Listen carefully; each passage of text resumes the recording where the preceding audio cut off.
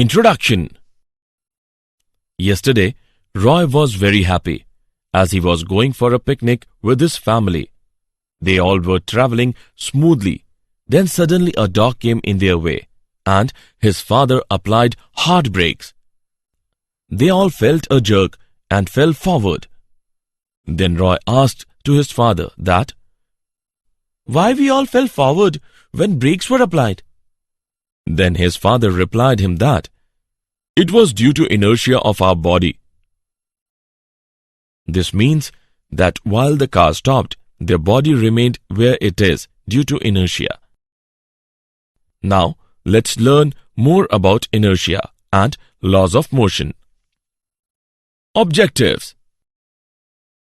At the end of this lesson, you will be able to understand Aristotle's fallacy, define law of inertia, define Newton's laws of motion, define impulse, know the law of conservation of momentum, calculate equilibrium of a particle, learn common forces in mechanics, define circular motion, solve problems in mechanics.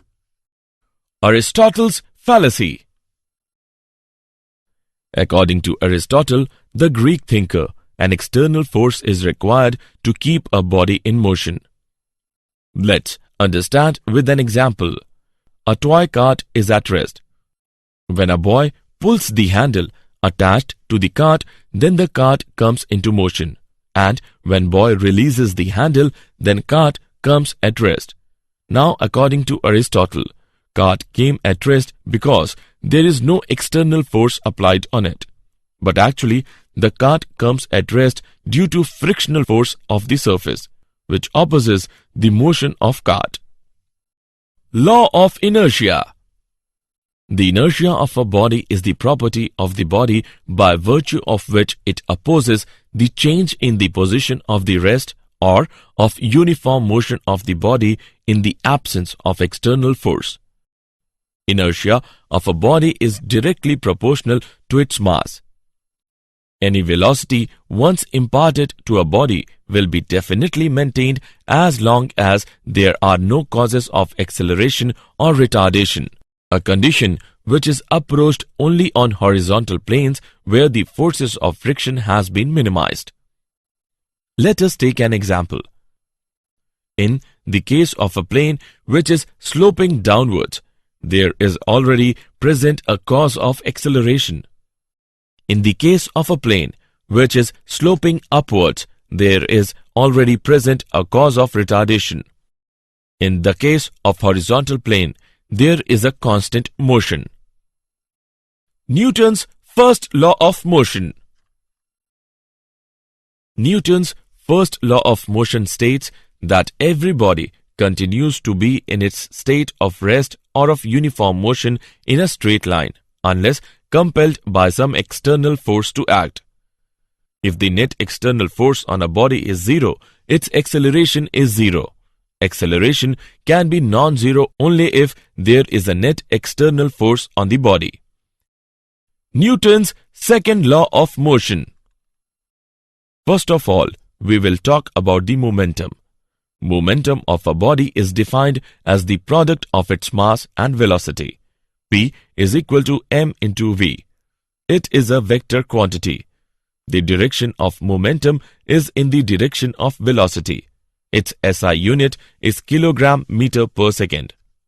Newton's second law of motion states that the net external force acting on a body is directly proportional to the rate of change of its momentum. Its equation is given as: consider a body m initially moving with a velocity of u meter per second. When a force of F Newton is applied on it, its velocity becomes v meter per second after a time of t second. Then, according to Newton's second law, F is equal to mv minus mu divided by t. F is equal to ma, where a is acceleration produced in the body. Hence, the net external force acting on a body is equal to the product of its mass and acceleration produced in it.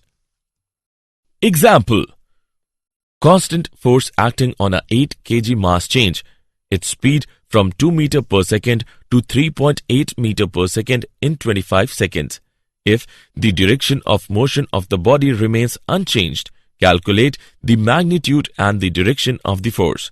Let's see the solution. Let's take an example of Newton's second law of motion.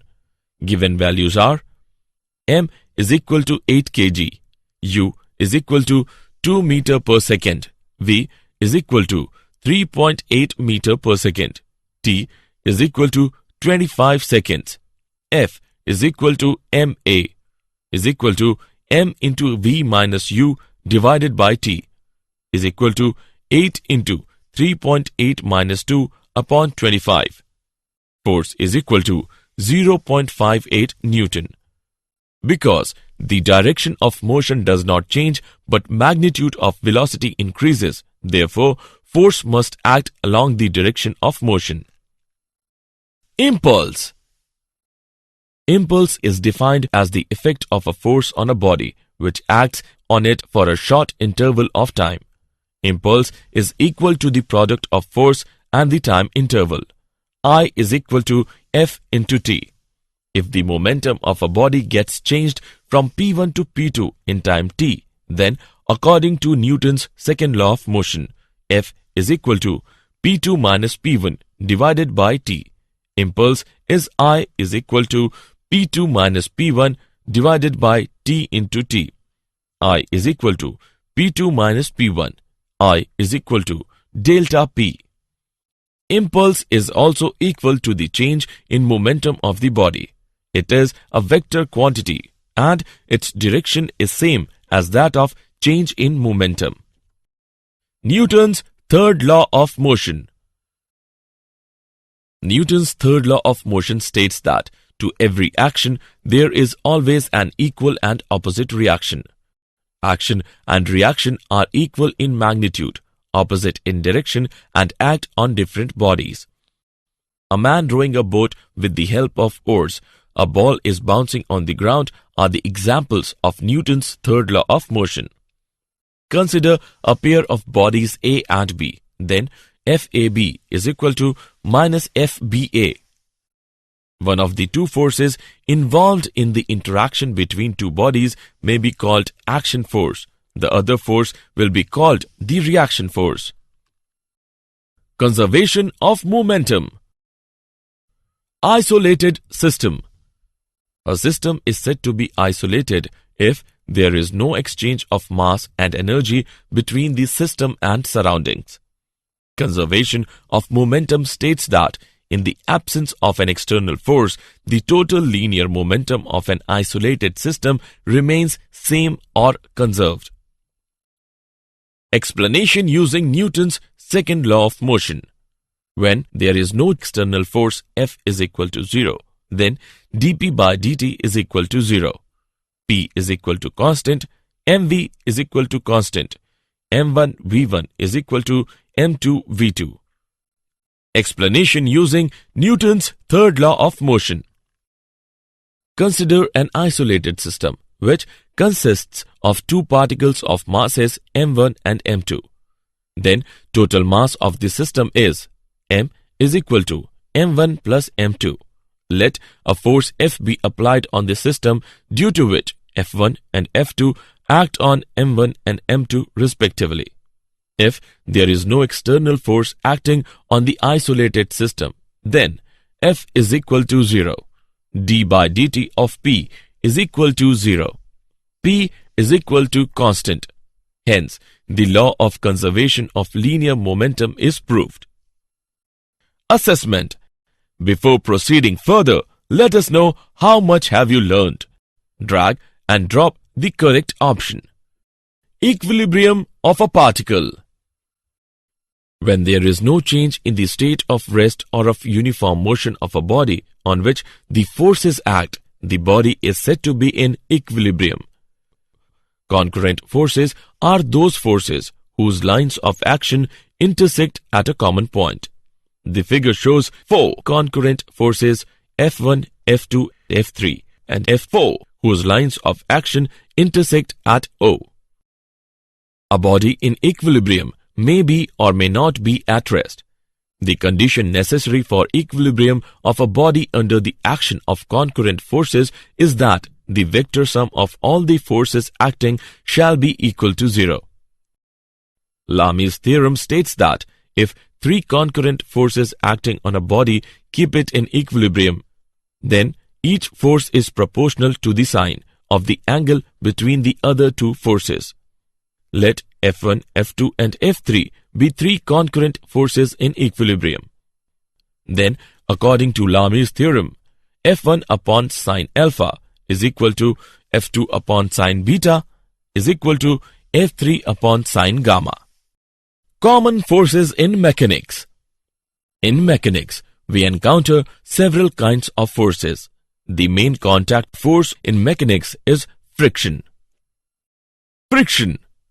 It is defined as an opposing force which is set up between the two surfaces in contact when one body slides or rolls or tends to do so on the surface of another body. It acts on both the bodies tangentially on the surfaces in contact and obeys the Newton's third law. Limiting friction. The force of friction between two bodies in contact when one body is in position to just begin to slide over the surface of another body. Static friction. The force of friction between two surfaces in contact before one body actually starts moving on the surface of another body. Kinetic friction. The force of friction between the surfaces in contact when one body is in motion on the surface of another body. Rolling friction. It is defined as the friction that comes into play when the bodies like ring, disc, sphere, or cylinder rolls or tends to roll over the surface of another body. Rolling friction is less than the sliding friction. Friction is a necessary evil.